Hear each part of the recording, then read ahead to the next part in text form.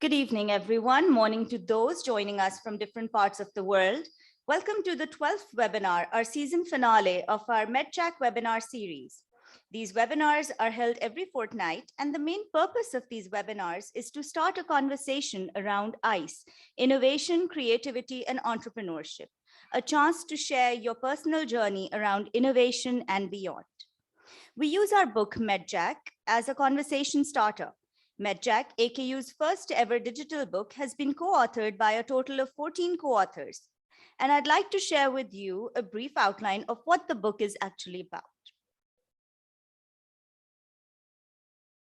So this is our book, MEDJACK, and the concept is to learn from it, teach from it, and then apply whatever you've learned from it. These are the 14 co-authors of MEDJACK. A brief outline about the 10 chapters of MEDJACK.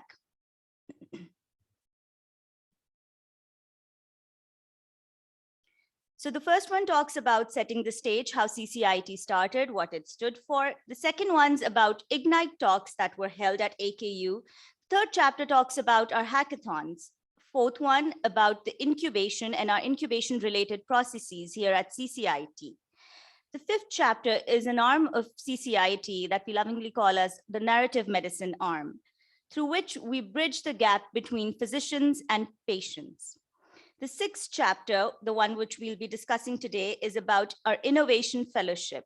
We're wrapping our second iteration and gearing up for our third for 2022. The seventh chapter talks about how we pivoted during the times of COVID and went virtual and held a hackathon, which was virtual, called Jugaad in times of COVID, to come up with solutions for COVID-19. The eighth chapter is about text linked to innovation, and 9 and 10 telling about how creativity does not just stop here, it's for life. And we talk about other faculties like arts and sciences, philosophies. Here's a sneak peek from our book. It's a digital book. The print form is also available. Digital copies in Pakistan are available on a platform known as Kobo. And our digital book is also available on Amazon world over. So now I'd like to introduce the moderator for today's session, Dr. Asad Mia, Chairman of Emergency Department at AKU and Director of CCIT. Welcome, Dr. Asad. I would also like to welcome our guest for today's session, Dr. Shahid Shafi. Dr. Shahid Shafi, CEO of Aga Khan University Hospitals in Pakistan, graduated from the Aga Khan University Medical College in 1988, completed his surgical residency in the US. After a successful career abroad, returned to Pakistan. Throughout his career, his focus has remained on ensuring that the patient comes first, committed to working with the AKU colleagues to deliver safe and high quality care to all our patients.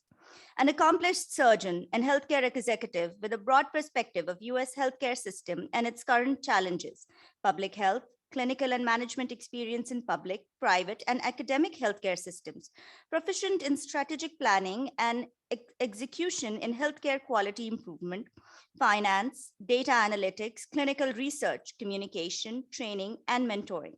Thank you so much for agreeing to be our speaker for today. I'm excited to be here. Thanks for inviting me. Over to you, Dr. Asad.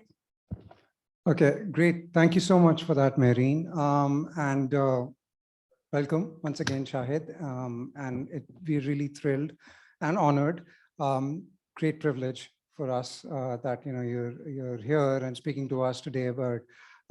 This is our season's finale, and so we're capping it off with this particular chat with you. As I was mentioning to you before, that the format of these webinars is innovation storytelling, and it's a personalized attempt to kind of get you or get a speakers or panelists into a very comfortable space where we get to learn from you, not through a didactic approach, but more through, like I said, conversational storytelling. And let's see how much we can delve into that with this. So let's just get into this, right? So we start off with a chapter of the book as a conversation starter. And this time we chose chapter 6, which is about the innovation fellowship. And some of our team members were asking me, why did I select chapter 6? And I thought it's a very relevant chapter because as Marine was mentioning, that we are about to start the third iteration of a fellowship. So it's not new anymore. It's going to be version 3.0 for us. And we've learned a lot. CCIT has learned a lot. And so from the hospital's perspective, and because this is meant to be a health innovation fellowship, primarily, predominantly, as a hospital CEO, and based on your understanding of the innovation fellowship, per your reading of the chapter, my question to you is, how do you see the value of this fellowship or the fellows, either through their training or afterwards, for a hospital setting? So first of all, Asad, thanks for inviting me. I'm excited and thrilled to be here. And I feel very inadequate in the presence of such creative thinkers. I am a very, even as a surgeon, I was not very creative. I just stuck to the basics. And it seemed to work well. So generally for physicians, especially, and in healthcare, for healthcare providers, I think it is hard to think outside the box. And part of it is just because our training and education is very, very structured, and by necessity to some extent. There are facts that need to be, memorized, and there are, human anatomy hasn't changed in, since millennia. So we tend to play within the sandbox. I think probably the most important thing about your innovation fellowship is it encourages those fellows to think outside the box and see how to come up with creative solutions and use technology to solve or work on some real life problem. So I'm thrilled to see this fellowship in action here, and this environment where we are located within AQU obviously is rich for innovation. We are obviously not doing as much as we could, but for the fellows who join CCIT, there are so many opportunities all around the campus, and I hope they are able to avail it.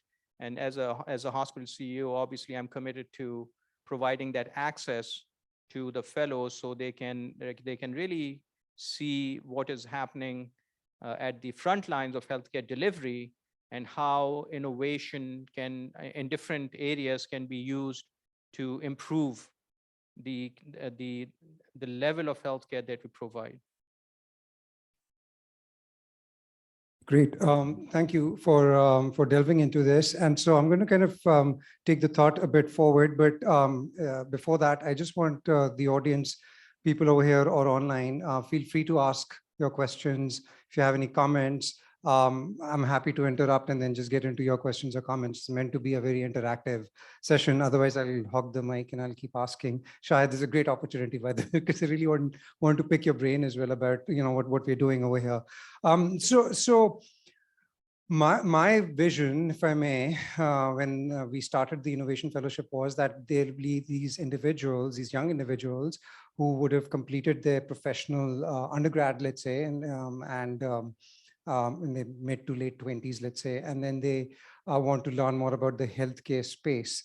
If they have never been in a healthcare space, if they're engineers, for example, not biomedical engineers, but other kinds of engineers as well, and they want to get a flavor of what a hospital looks like, smells like, runs like, right? And so there could be that cadre, as well as physicians, nurses who've graduated and now want to get more into the innovation or innovation management or management side of things, and that could be an entry point for those individuals as well. And so over the 2 years that we've done this, we've had a very mixed bag and very interesting. We've had people from medical backgrounds to engineering to business backgrounds and so on. And now we've started our interview process for the next batch. And we're getting very interesting non-medical background folks, more business folks applying as well. So I guess, what I had in mind was that once they get this 1 year experience, they would want to take it back to their primary field. For example, if it's a doctor, then takes it back to medicine, nurse takes it back to nursing, business, and so on, takes it back to their primary field, and then applies those in their work sphere.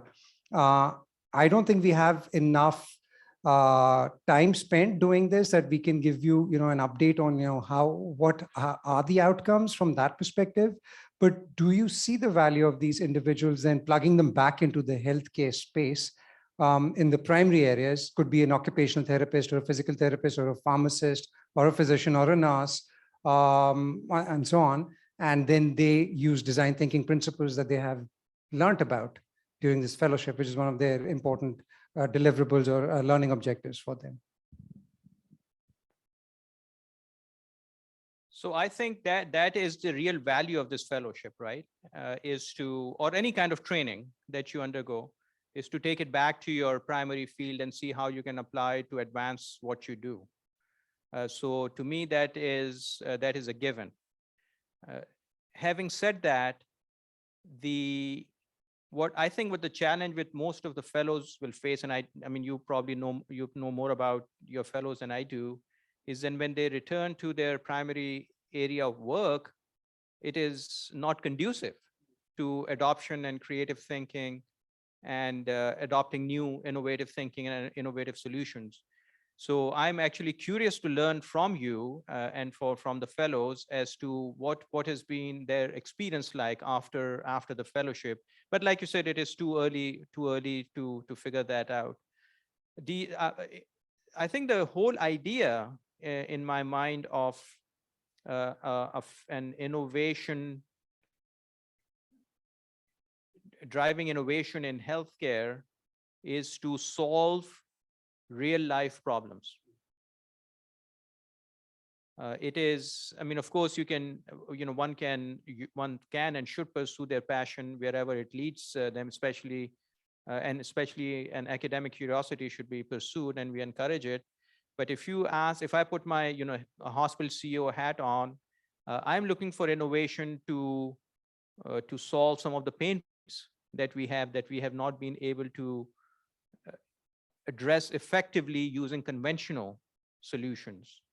And I can give you some examples of that if you like. So I'll give you one very, very simple problem that we deal with.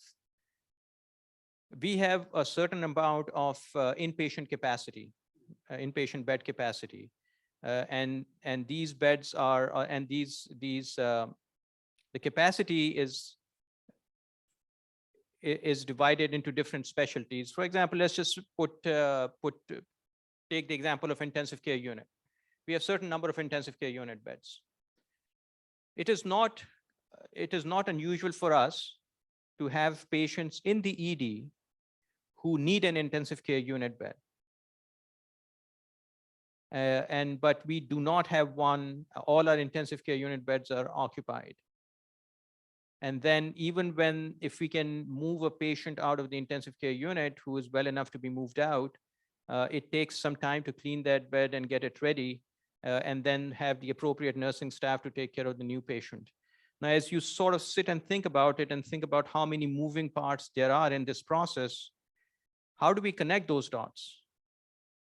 So right now it's all on paper or on phone, individuals calling each other. You look up the dashboard and see where the beds are available, but then you have to call the nurse to see if the room is ready. Then you have to call the housekeeping to see if the room has been cleaned. And in the meantime, the patient is in the ED, and there may be 2 more patients just arriving at the ED who may also need an ICU bed, who do not know that they may not have an ICU bed here. So it'll be great. And these are real life problems that we face every day.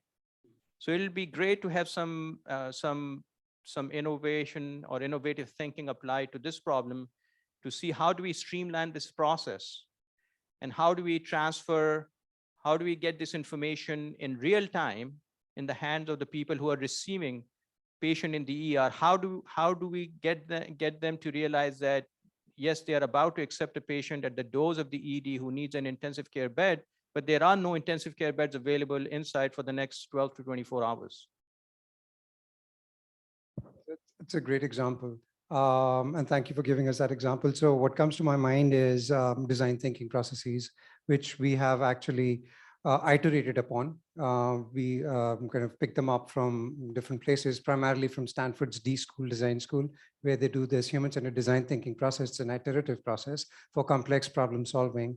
We've applied it to different areas within the ED, as well as for faculty, for students, for people outside of AKU, and it seems to work relatively well. It requires commitment. So why am I saying this? Well, because in our journey of through CCIT, what we've seen is that unless you have a very robust culture of innovation within the organization, then independent initiatives don't tend to go very far. So unless the leadership has skin in the game, as well as the people on the ground, it gets really difficult to keep pushing these processes, right? So, so we'd love to kind of, at some point tell you about what have we learned through design thinking sprints, and hackathons is another area which we've been doing for several years, and those processes are very applicable. They do require a bit of patience to kind of learn about and then keep picking at those things a bit versus expecting results to happen overnight. That doesn't happen. Results don't come overnight, but I think it's that thought process that we have been trying to push for as well, where when you also mention creative thinking or creativity and entrepreneurship models for that matter, I think it requires a lot of talking to people as well and getting them comfortable, safe space for ideation. So why am I, it's kind of lengthy preamble, but I hear your point about pain when you mentioned pain points. That's exactly what we are also kind of like promoting over here through design thinking, that you go to the person or to the teams and ask them to identify their pain points, and then they come up with the solutions as well. It's not that we come there and we say, okay, we know, we have the answer, they have the answers. It's just that we help them surface them, bring them to the surface. So yeah, so anyways, that was my point. Okay, we'd love to kind of like, tell you more about these processes that we have picked up over here.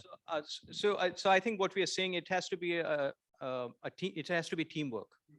So I think especially for your innovation fellows, I think, and I'm not sure how the fellowship is set up, but I think if I was joining as a fellow, I would like to team up with frontline healthcare workers where the care is actually being delivered, where rubber meets the road, and spend a lot of time with them to really understand, number one, how the care is delivered. Number two, what are the pain points in that delivery process? Number three is understand the limitation and constraints of the system. And then number four, exactly what you said, is involve the team in generating ideas about how to solve the problem. And it's really not generating, it's just, they know what the solutions are. They just need to bring it up and have them documented. And then work with it to come up with new and creative way to solve those problems and redesign the processes, or use technology to get rid of that pain point. So as a fellow, I think it will be extremely important for the fellows to really spend time with that in that space wherever they want to work in terms of problem solving. That's great. Thank you for bringing that. And one other thing I would say is that as the hospital CEO, I am committed to providing your fellows that kind of access, so they can become part of those frontline teams, so where they can learn and partner with whichever area of the hospital they're working in. There's so many areas. I mean, there are just so many opportunities. I can give you example after example where we need innovation, where we need some out of the box thinking and some design re-engineering, which we are so busy just in our day-to-day work, we don't have time. A lot of our people don't have time to stop and think and redesign the process. Great, thank you. That was going to be my next question. Anyways, can we like knock on your door and like? Now you have invited me on the stage. How can I say no to you? So we have some fellows over here. If they have any questions or comments, please feel free to ask, based on even what your experience has been. And I think we have some online as well, some of our previous fellows. did invite them to join, and if they have any questions or comments. Um, Otherwise, I'll keep talking and I'll keep asking. Varda is over here, I can see, and she pitched this idea of MCon, which is very interesting. Do you remember, like, Varda came and pitched in? I remember I'm meeting Verda and listening to her idea. Yeah, yeah. So, but I haven't received any follow-up. So why don't you describe the idea and give me some follow-up on it as to where do we stand with it? It was a great idea. It's still a great idea, and the team went pitched it to MIT at an event over there and won a prize in the health track. Oh, wonderful! The first prize for that. So, okay, let's move on to another part of your life. Let's say, previously you were at Scott and White in Dallas.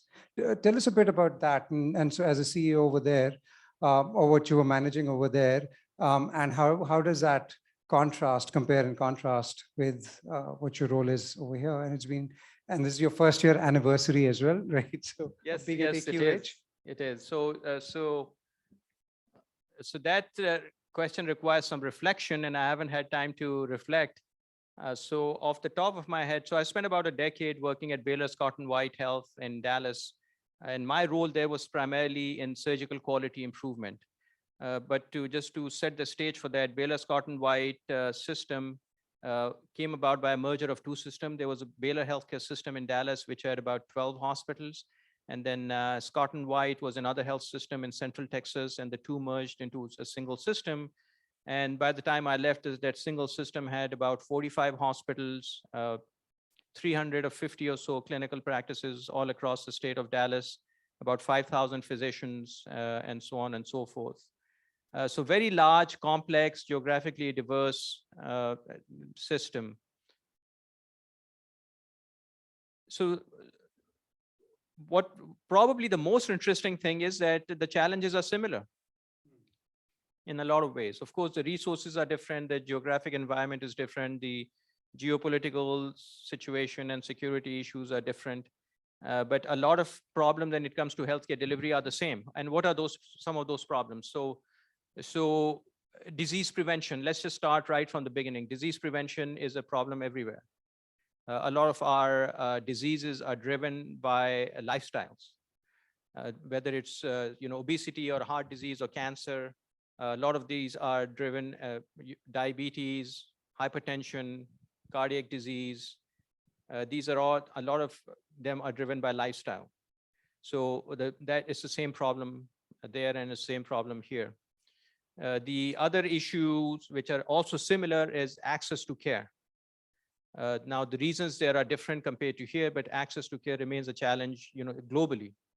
And the access to care issues are related to sometimes it's financial issues, sometimes it's just simple geographic distance issues, sometimes it's language barriers. There are all kinds of barriers to access to care. Once the person is able to access the care, then the quality of care, timeliness of care, safety of healthcare delivery, against issues, similar issues in both places. And then once the person is done with the hospital-based care or clinic-based care, then how do we follow it up? How do we stay in touch with the patient? How does the patient stay in touch with their provider? Those issues, again, we face the same issues. And of course, the biggest, and then there are differences. What are some of the big differences? I would say the two big differences. One is access to resources. So our access to resources here is much more limited compared to access to resources in the West. And when I say resources, I don't just mean money, I also mean access to technology, access to technical expertise, access to knowledge. In the US, I can just pick up a phone and call CDC if I had a question about COVID. Here, it's not possible all the time. Right now, I cannot even use my cell phone because the cell phone signals have been jammed because there's a cricket game going on next door. So then there are some unique challenges working in Pakistan. And if you don't mind, I'll take a few minutes to talk about this. I'll just give you a couple of examples of unique challenges of working in low and middle income country, but specifically in Pakistan. Let's not talk in generalities. So one of the things that you may or your people may not know is when it comes to power. electricity. In the US, you have a very steady, reliable source of power. And if God forbid something happens, like what happened in Texas last year when there was a freeze and, for several days and power lines snapped and stuff, you have a backup system. You have a generator that supports the hospital. Here in Pakistan at AKU, we have triple backups because the primary source is so unreliable. So our primary source is K Electric, and nothing good or bad about them, but the supply is unreliable and it fluctuates, which doesn't work for us. So we have what we call a self-generating power plant. And many of you may not know this. Yes, we have a power plant on campus at AKU. And so that's our first backup to the public utility. Then we have a second set of generators, which can supply power to a majority of the campus. But if we are using that power generation, we will not get we will not get air conditioning in the auditorium, for example. But all the clinical areas will be fully supported. So that's a second backup. Then we have a third backup in case that fails. And that is we have attics and rooms filled with batteries that supply several hours of power to critical care areas in the operating rooms. I have never seen that in the US. So that's the unique thing to Pakistan. I'll give you one other example of unique situation is the supply chain. Pakistan, quite frankly, is not a priority for a lot of international vendors to supply. It's not like they don't like Pakistan or anything. It's just that the demand is low, and it is not cost effective for them to send a container here. Containers are traveling to the US all the time, but containers come, from particular supplier, sell them to Pakistan. And if they have to fly it, then the freight charge is much higher. That's the second example of just being where we are in this country.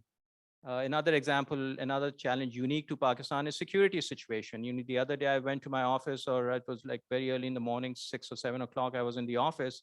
And I get a call from some nurses who were trapped in one of our buses, and the bus was surrounded by a mob on Shara Faisal. There was some kind of protest going on, and they had stopped our bus, got trapped in it, and the mob had taken out the driver and beating him up. So we spent next several hours trying to extricate our staff from that situation. Unfortunately, everybody got out safely.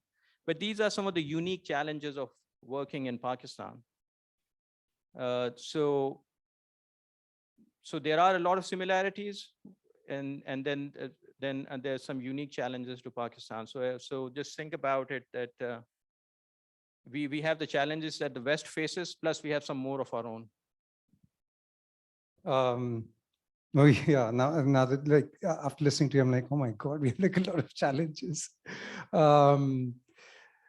So challenges, when they're humongous and they're diverse challenges, and they could be categorized in different ways and so on and so forth. But challenges could be opportunities, and we look at innovation then as opportunity to kind of do something better, faster, quicker, cheaper.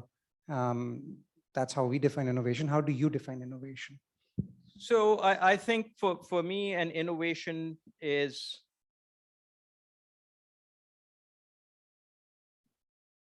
thinking outside the box and coming up with a new solution to a real life problem. So I will share one experience with you. So when I was working at Baylor Scott and White Health, part of my responsibility was to serve on our Digital Innovation Committee. And the purpose of the Digital Innovation Committee was to evaluate digital innovation and see if we could use it somewhere in our health system. And so we used to have all these innovators come and pitch their products to us. Of course, we were a very large health system, so there were a lot of opportunities for people to test their products. And some of these innovations were really amazing. I mean, really very, very creative. And these were all digital technology-driven innovations, and they were all fantastic. But I'll tell you that there were almost all of them, the innovators had forgotten to think about two things very, very consistently. One, who is going to pay for this product? And I'll give you examples of that. And two, who is going to assume liability for using that product? So I'll give you one very simple example that I came across.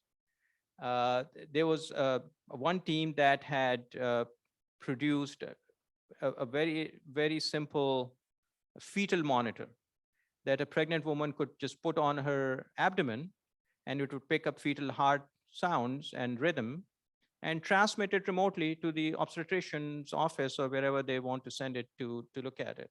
And they the mothers could hear it, and the families could hear it themselves if they wanted to. And relatively simple technology, using Bluetooth to access a cellular system and then transmit it over the cellular cell phone systems to the provider's office. So question number one, who will pay for it? Is it the patient, mother, who will pay for it? Should it be the insurance companies pay for it? What is the health benefit? Why should they pay for it?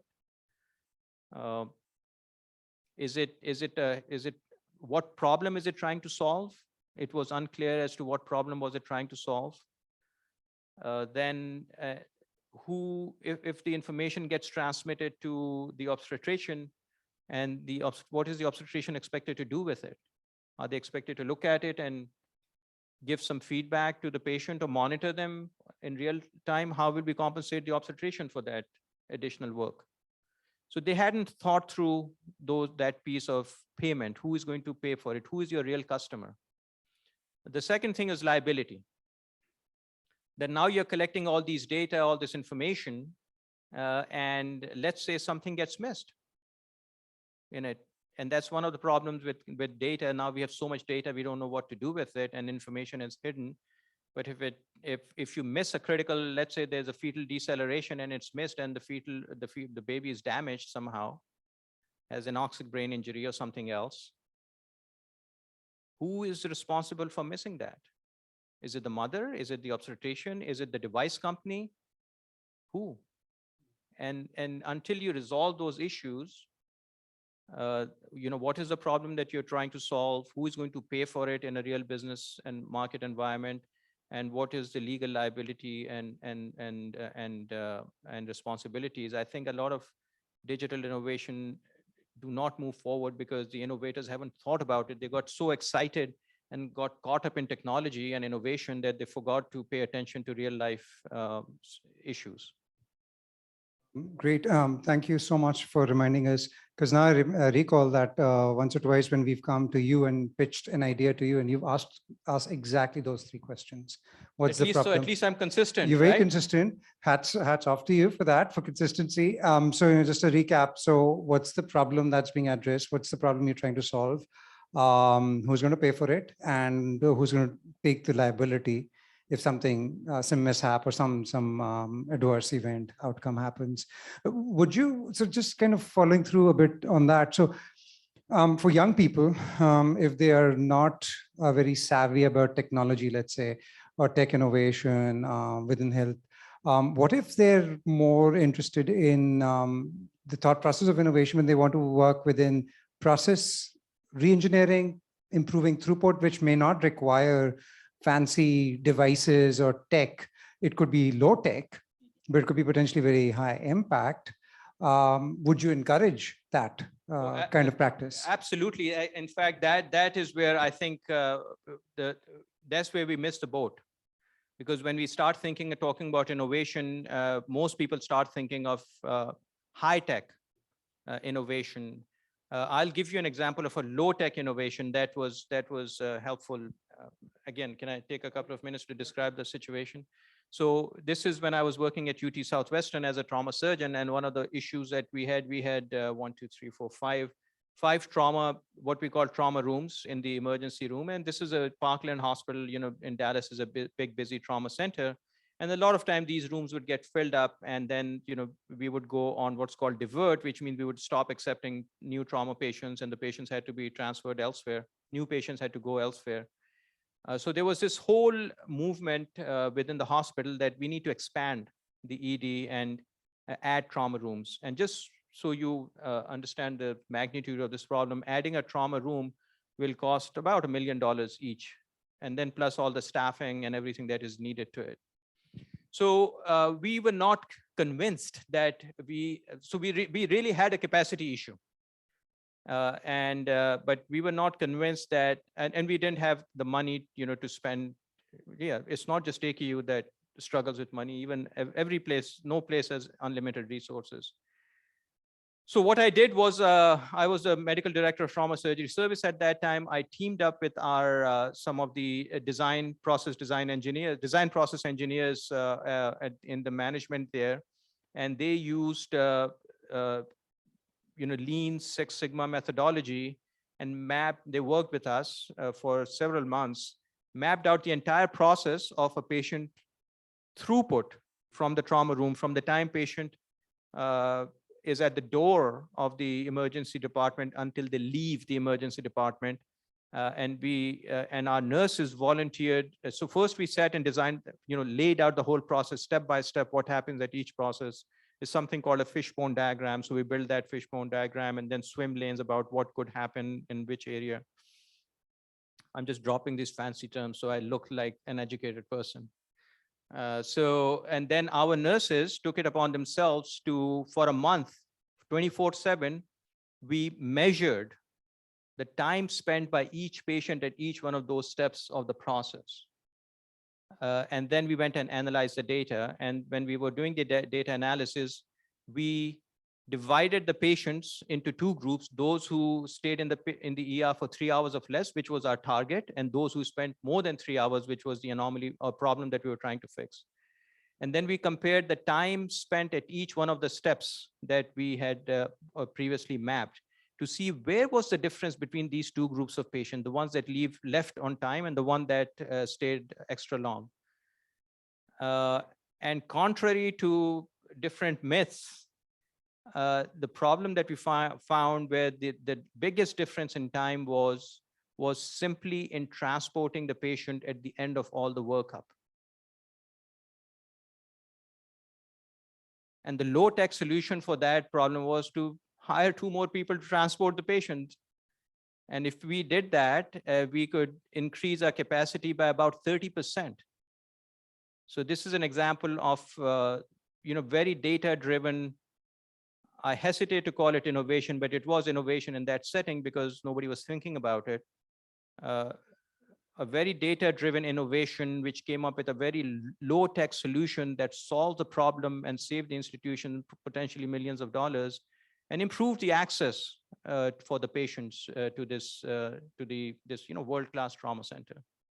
So that's an example of where low-tech can really work. Great, fabulous example. Are there any comments or questions online? Because my phone was about to die, so I don't. Ariba, you can go and read out the question. Oh yeah, sure, go ahead. So there's a question from Sidra Kamal. How the innovation fellows are driving meaningful change in healthcare? That's a question for you, not for me. Hasan. Thank you for the question. Go ahead, answer that. I'm also curious. Yes. They are immense agents of change. They have brought about. I don't know. I'm trying to come up with an answer to that. But so far, I think it's kind of early in the process to kind of really give an answer to that. I think it's really the individual's journey and what do they want to do with this 1-year experience and where they want to take it. Would you want to add something? So if I can talk about your fellowship, may I? So regardless, I think the real question, so the real value, what is the real value of education, any kind of education? The real value of education is really not in the technical skills that you're going to learn, that you're expected to learn. And if that's the only thing you learn, then you're really doing a disservice to yourself. The real value of education and training is to open your mind to the possibilities. So any kind of fellow, especially something like an innovation fellowship that you have, so it is the real question, again, the impact, like you said, is not something that's going to be visible in 1 year. The impact is what does that person produce in their lifetime? Okay. Again, if I can give you an example of that. So when I joined as a medical student here, and I'm going to give my age in doing this, was in 1983, And I came to AKU, and now I'm going to talk about AKU. I came to AKU with a very, straight, very non-creative idea. I wanted to be a neurosurgeon. That's it. There was no doubt in my mind. And I show up at AKU and I find out that 20% of my time is going to be spent learning about CHS. I'm like, what is CHS? They said, well, community health sciences. I said, doesn't tell me anything what it is. But we spent 20% of our curriculum time, and AKU students still do that. And that's where I learned that, as a physician, you are part of a larger health system. And to develop an understanding of that health system and different parts of that system and different kinds of expertise that is needed to run that system, and how every piece has an impact on healthcare delivery, is what I learned here besides becoming a physician. And that learning opened my minds. It opened my minds to possibilities that I didn't even know existed, which then led me to a career in public health and then clinical and then now into management. So that's the real value. So I think the question, to answer the person who was asking that question, Sidra, is that the real value of any kind of fellowship or training is in opening the mind of the trainee, and it's not just in the technical skills. Great. Thank you so much for the answer. I think that was much better handled than what I could have thought about, but then modesty be it. Okay, I don't know, how can I talk about something like this? Any other question or comment? Okay, yeah, go ahead, Arfa.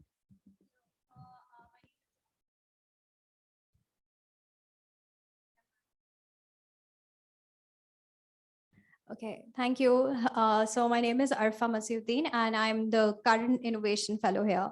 I am a physician by profession, doctor by profession. So my question to you, as since you have a healthcare background also, and you've also delved into the management side of things.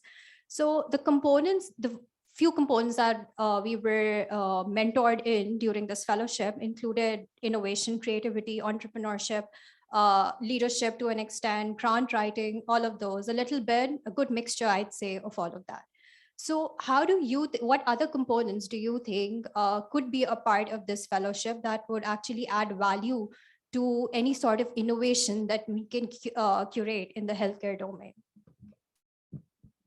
The question is, if I have any ideas for the innovation fellowship to make it more valuable, to add more value to the fellows. And you're asking, Arfa, you're asking me to be creative. I began the talk by saying I'm not a very creative person. So you have put me in a tough spot. So I will go back to what I have said earlier as well, is that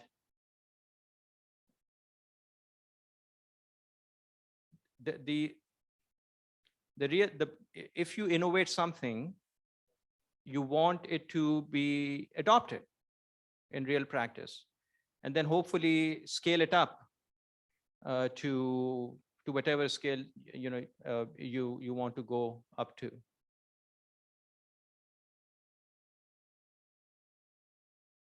But for an innovation or a change to be adopted, where I've seen this over and over again, why innovations fail to be adopted is for two reasons. And it is not the quality of the innovation. The quality of the innovation is great. But where the reason they fail is that, number one, they are not accepted by the users for whatever reasons. And the second is, even when it is adopted at a smaller scale, there's no accountability of compliance or real adoption.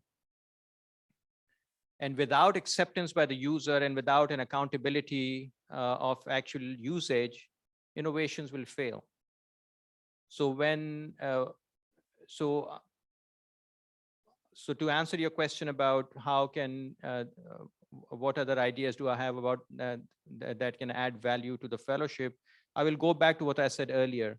I think the fellows should really, after they have spent some time in the program to learn some of the basics, they should really identify which area of the healthcare delivery system, now that they are here at AKU, which part of AKU do they want to spend time in. and then go spend some time there and learn really what happens there. And I will also encourage you to think not just about clinical areas. One of the major challenges, I can talk about this the whole night if you want to, is our supply chain. When I was working as a surgeon, I'm operating on a patient, and I, raise my hand and say knife, and a knife appears in my hand and I use it. I never gave it a thought as to, how did the knife get into my hand? Something that was more likely than not was manufactured in Germany. How did it get into my hand in, wherever I was? And there's a whole supply chain behind it. And we have those supply chains here. You guys may not know this, but we have a massive warehouse. We hold millions of dollars worth of inventory, which is then distributed throughout the hospital through 31 distribution centers. There are challenges along that. There are challenges. How do you, on a given day on our campus, we get 20 to 30,000 people come on campus. About 12,000 of them will eat in our cafeteria. How do we feed them? We have a whole security force here, about 350 people. How do we keep this campus secure, yet open and accessible? It is very easy to do one or two. You go to a bank, they will just shut it down. They keep it so secure, nobody can get in. Or you go to a park and it's completely open and anybody can walk in at any time. We have to be secure yet open. How do you do that? We get medications and drugs from all over the world. How do you ensure quality? How do you ensure that, the Pfizer vaccine that we are giving, that cold storage was maintained throughout its transit? So there are a lot of these areas. We run one of the largest fleets of cars in the city. We have a whole transport department. So when these are all opportunities. I'm describing these as opportunities. Don't just think about what happens in the ER or the clinic or the OR, which these are great areas to focus on. But there are so many other areas of the hospital, which in our ecosystem here on campus, the water supply. AKU is one of the few places where you can drink out of the tap and you won't get sick. How does that happen? So there are opportunities galore for people who want to really engage, for the fellows who want to really engage in different parts of the campus. I'm kind of reminded now that I think for our next iteration, Marine, I think we should make it an important deliverable. We've tried every year. We've kind of tried for the fellows to actually attach to a particular team, and then because they're being trained in design thinking and complex problem solving using a design thinking approach. And that was our intention as well, that they would go for like a placement maybe for a few months, and then they can come up with a report, which takes that particular entity through problem identification, problem definition, empathy, user experience, ideation around it, solution development, prototyping, testing, strategy. So not that they would have each and everything mapped out, but at least the thought process is clear to the client, quote unquote, whatever that would be at AKUH, right? So, but this is great because now you've kind of given us this open hand so that we can like actually work with teams within AKUH, and then fellows, next set of fellows could be placed in different areas, could be non-clinical areas, where you've given us fabulous examples. Yeah, I mean, there's absolutely. I'm certainly happy to support all of these. We have 15,000 biomedical devices on campus. We have a whole electrical system on campus. We monitor major areas of the campus for power outage and power supply. I mean, they're just area after area where you can look at it. You look at patient satisfaction. How do we appointment process? So there are multiple areas. Yeah. Yes, I'm happy to brainstorm with you and the next batch of fellows to explore some of those ideas. Excellent, thank you. Any other questions, comments from the audience? Yes, please, back there.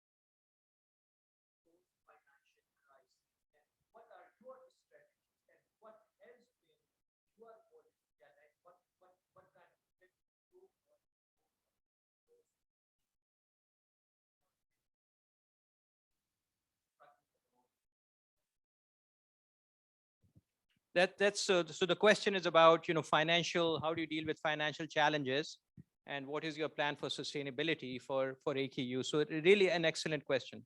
So I will begin by saying that the financial, all kinds of challenges are very common and normal in the course of any large organization, especially for not-for-profit entities like what AKU is, and for universities. So that's not that's a very common common thing all over the world. So I'm not so there's nothing unusual about running into different crises. Now, Pakistan is a unique place. Again, going back to some of the challenges here are the same as the US, and some of the challenges are unique. I'll tell you another two unique challenges related to finances at AKU. Number one, 85% of our patients pay out of pocket, compared to the US, for example, where 85% of the patients have some kind of insurance. So when you're paying out of pocket, I will tell you that spending a week in the intensive care unit, not just at AKU, but anywhere in the world, and you're paying out of the pocket, it'll bankrupt you. Your entire life savings will be gone in 1 week of intensive care with a couple of procedures thrown in. But the unique thing about Pakistan is you have to pay out of pocket. So I'll tell you how we address that. The second challenge is that almost all of our earnings are in rupees, Pakistani rupees, and about 30% of our expenses are in US dollars. When I joined AKU last year in December of 2020, a dollar could get you 152 rupees or so. Today, it is 177 rupees. So now I have to earn more in rupees to buy the same amount of services in dollars. And what are these services, and why can't I get rid of them? It's services like using Zoom. The license for Zoom is in dollars. We tried telling them that, yeah, please accept Pakistani rupees. They said no. License for Microsoft Office is in dollars. We all use Outlook, right? You all use Outlook at AKU. We pay for it. We pay for it. It's in dollars, those licenses. A lot of our equipment that we buy, the GEs, Siemens, Toshiba, those are all paid for in dollars. So that's our challenge. How do we manage that? So going back to the first issue of the financial challenges which are faced by our patients, what is the solution to that? One solution is that we can provide as a healthcare provider. One, we try to run we continue to provide high quality care, but we try to provide it at the lowest cost possible. So no wastage, very, very thoughtful decision making, and try to keep the cost of care low, provide high quality care at low cost. The second thing that we do at AKU is we provide patient welfare. So a lot of people don't realize that in last year, we provided 3 billion rupees worth of free healthcare, which comes to about $20 million US. The amount of welfare that we have provided to our patients exceeds the budgets of multiple small charity hospitals in the country. We also accept and distribute zakat and use zakat money to provide healthcare to our patients. We use that 3 billion rupees and $20 million to help more than 800,000 patients last year. So these are some of the strategies that we use to address the financial situation. Coming to the cost of care, the two biggest expenses that we have, and any organization, any healthcare organization has, number one is the cost of your staff, which is about depending on how efficiently you're running it, it can be anything between 40 and 50%. And you want to be closer to 40% than 50%. And then your other big cost is the supplies that are used, medical surgical supplies. And I'm not talking about big equipment, but small things, IVs, syringes, saline bags, medications, dressings, and those kind of things that we use on a daily basis. So how do we try to minimize that cost? We try to minimize that cost by using local suppliers, local products, and we of course will never compromise on quality, but we try to find the best quality for the lowest cost possible. So these are some of the things that we deal with now, and we have managed it successfully, right? So AKU is 40 years old. I'm sorry, I'm taking a long time to answer this question.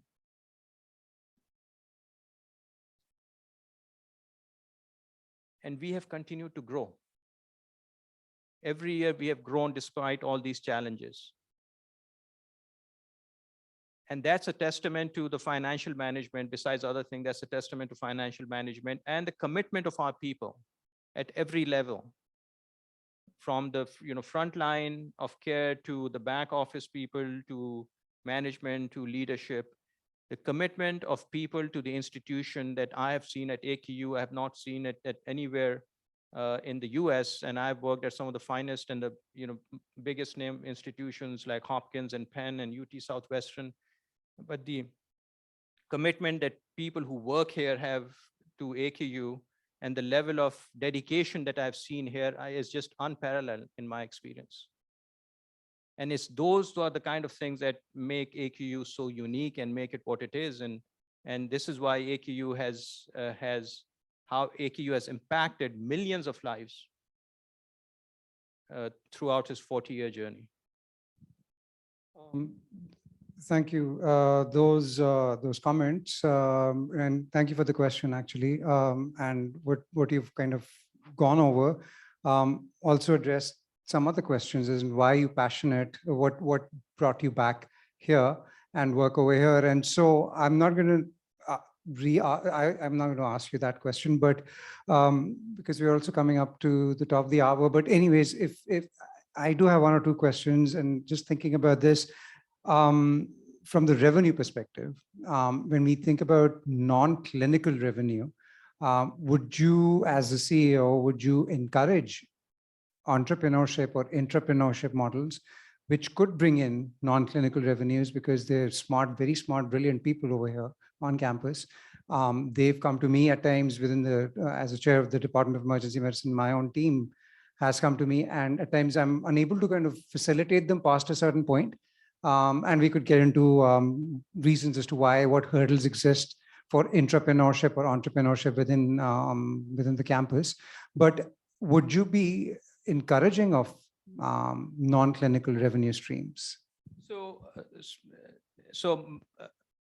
I think we should encourage all kinds of creative thinking. I mean, we are an academic institution, and academic curiosity and just curiosity in general and exploring new ways of doing things better should always be encouraged. Having said that, when it comes to revenue generation, I think I am absolutely clear in my mind that our purpose is not to generate revenue.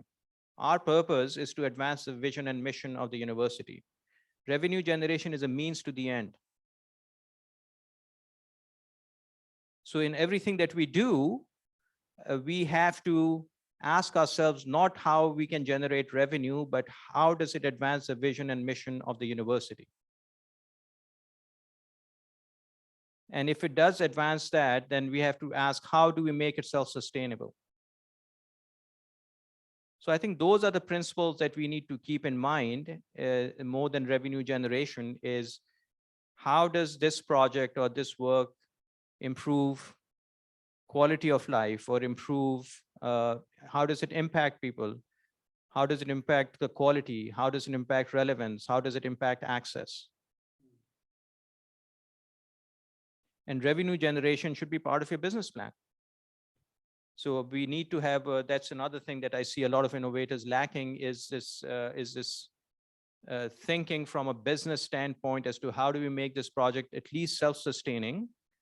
And then obviously, if it's profitable, then it gives you the opportunity to scale it up. but within AKU, and I think everything that we do here should be done to advance the vision and mission of the university. Great, thank you. Great point, great point. So, because I guess in my head, at times I'm just more worked up at times because I'm unable to sort through sustainability. And so, okay, how can we generate revenue so that we can go down on our budgetary needs because we're generating our own revenue or some aspect of our budget can. So that, I guess that's the innovators or entrepreneurs challenge, sustainability. So, but good to know that it's more important to work on vision and have that at the center stage. Are we done? Would you like to leave a message for young folks who want to do these things full time, let's say, versus just like a side gig? So my message to young people is pretty much consistent, and which is to follow your passion. And if you are able to define that and really follow it, you will be able to, I believe that you will be able to find a way to sustain yourself and support your family and all those things. And sometimes you will go through ups and downs, but as long as you are really pursuing what motivates you, what gets you out of bed every morning and really drives you, that's the only way to achieve excellence. I don't know of any other way to achieve excellence. And if you can achieve excellence, there is money in it, there is a career in it somewhere, somehow. You just have to explore it and find it.